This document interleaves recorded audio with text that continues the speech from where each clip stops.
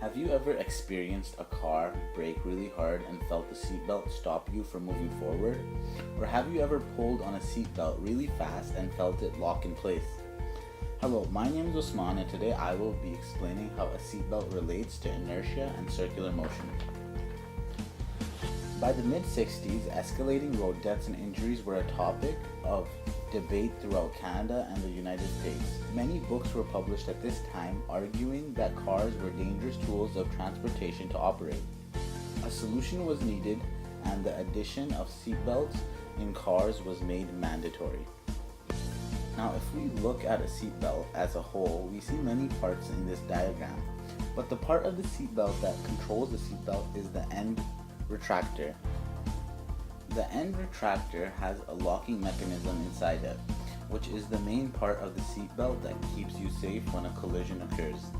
There are two types of locking mechanisms commonly used today: locking mechanisms triggered by the car's movement and locking mechanisms triggered by the belt's movement. For the first type of locking mechanism, it has a main operating element, which is the weighted pendulum. It also has a gear and a pawl. When there is no acceleration or deceleration, the gear moves in circular motion clockwise, tapping the pawl with the teeth of the gear. When a car rapidly decelerates, for example in a collision, the inertia from the deceleration causes the pendulum to swing forward. The pendulum is connected to a pawl. When the pendulum swings forward, the pawl gets stuck in the teeth of the gear, stopping the gear and the belt from moving forward and keeping the person wearing the belt in place.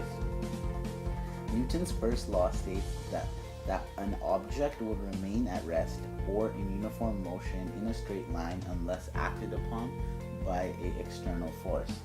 If the pawl did not stop the gear and did not keep the belt in place in a collision, your body would go flying towards the windshield because your inertia would be in that direction and there would be no unbalanced force to keep you stuck to the seat.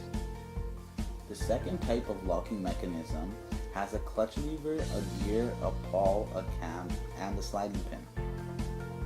When there is a jerk with enough speed, the clutch lever rotates clockwise, pulling the spring up. The spring is attached to the cam, and when the spring goes up, the cam pulls inward towards the pawl due to the sliding pin connecting them together.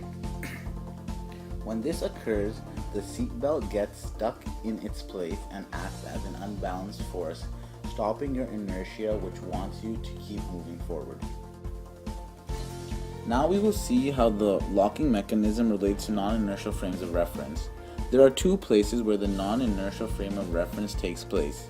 One is relative to the locking mechanism and one is relative to the person sitting on the seat. When the car decelerates, such as in a collision, the weighted pendulum moves forward in the direction of the car's movement. The greater the deceleration, the greater the distance of the pendulum swing will be. But was there any horizontal force applied on the block? Well, no, because nobody touched it, but it did move. But because it moves in a finite time and its initial velocity was zero, that means there is a change in velocity.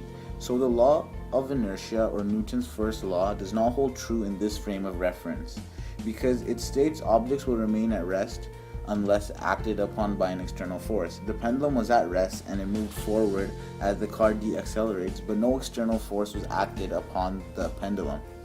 Hence, the law of inertia does not make sense when the car is decelerating or accelerating.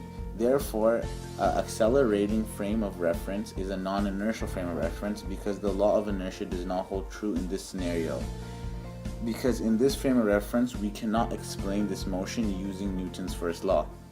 Thus, we have to bring in a concept of fictitious force, which is a force that does not really exist but is needed to explain this kind of movement in an accelerating frame of reference. Therefore, these are the two types of locking mechanisms used in a seatbelt. If you have learned anything from this presentation, it is that you should always wear your seatbelt, because even dummies wear their seatbelts. Thank you for listening. Created using Powtoon.